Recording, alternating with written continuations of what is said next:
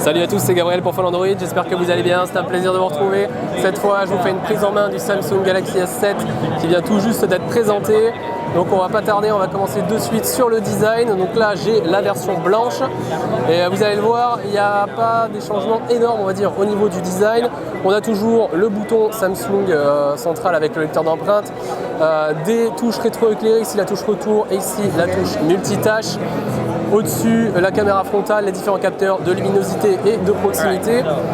Ce que vous voyez sur l'écran, c'est le Always On Display, donc je reviendrai dessus tout à l'heure.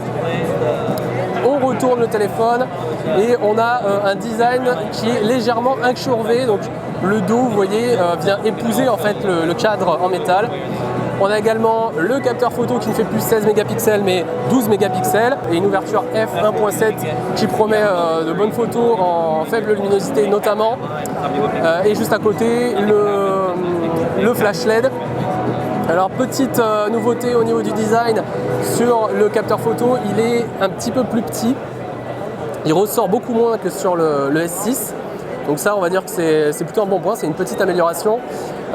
Et ici, le logo Samsung, et voilà, pour le reste, c'est tout en sobriété.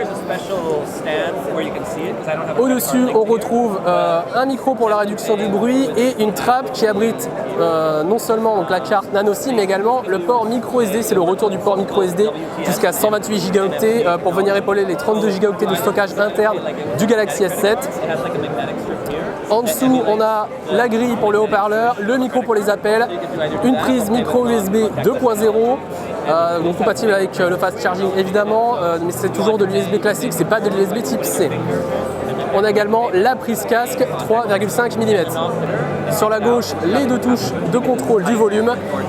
Et sur la droite, le bouton de mise sous tension qui tombe très bien sous le pouce. Pour ce qui est de l'écran, on est sur un format de 5,1 pouces avec des bordures qui sont assez fines.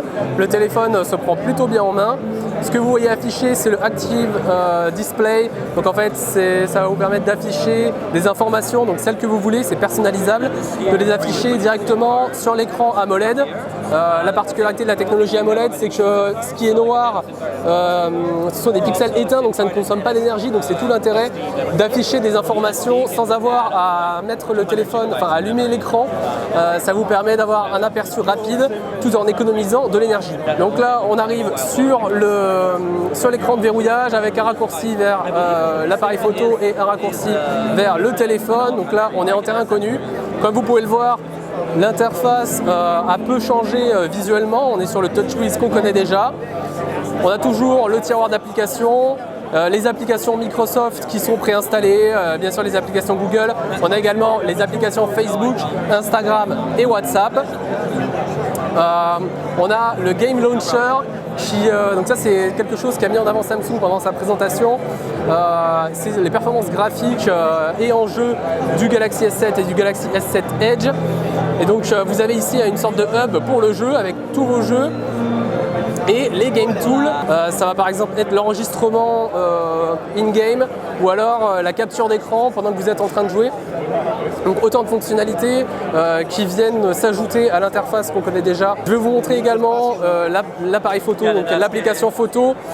Là encore, on ne voit pas d'énormes changements comme ça à première vue. Là, je suis en mode automatique. Vous pouvez bien sûr sélectionner le mode pro. Donc là, c'est pareil, c'est quelque chose qu'on a déjà sur les téléphones actuels. Le mode pro vous permet de régler les ISO, la balance des blancs, le mode de mesure, le timer, etc. La capture est extrêmement rapide. Lorsque vous restez appuyé, ça prend le mode rafale. Rapidement, je vais vous montrer, hop, la caméra avant. Salut à tous. Donc voilà pour ce qui est de ce rapide aperçu du Samsung Galaxy S7.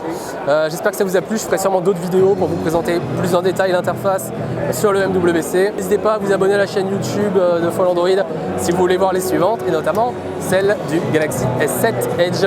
Merci à tous. Ciao.